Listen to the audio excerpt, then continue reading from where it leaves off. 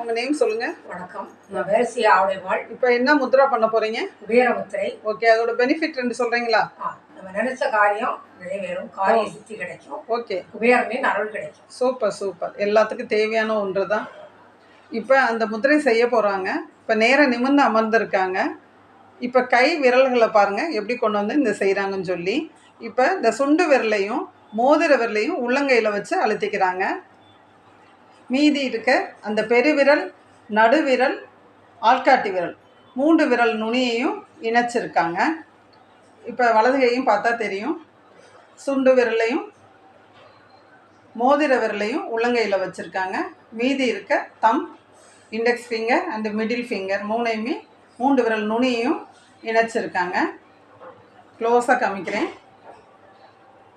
Okay, இப்போ கைகளை மடியில் வச்சுக்கலாம். நேராக நிமிர்ந்து அமர்ந்து கண்களை மூடி உங்களோட ப்ரீத்தே வாட்ச் பண்ணுறாங்க.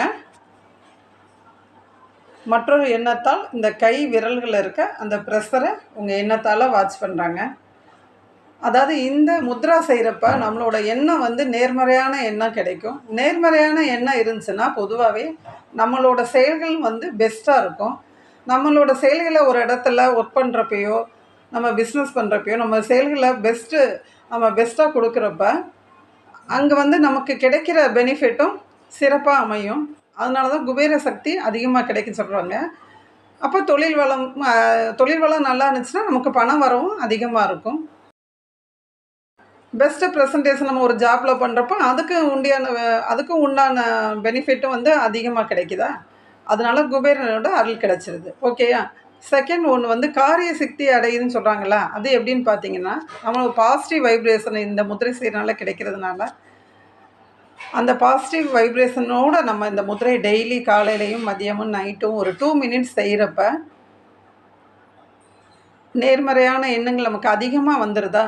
அந்த நேரத்தில் நம்ம ஒரே முடிவோட, தெளிவான முடிவோட, நல்ல முடிவோட நம்ம இந்த முத்திரை செய்கிறதுனால அந்த எடுத்த காரியம் என்ன காரியம் செய்யணும்னு நினைக்கிறோமோ அந்த காரியத்தில் நம்ம வெற்றி அடையலாம். இறைவனை நோக்கி நம்ம இதை ப்ரேயராகவும் நம்ம செய்கிறோம் அப்படின்றப்ப அந்த காரியத்தில் கண்டிப்பாக வெற்றி அடையலாம். அதான் காரிய சித்தியும் கிடைக்கும். ஓகே மேம், ரிலாக்ஸ் பண்ணிக்கோங்க. Thank you ma'am. தேங்க்யூ.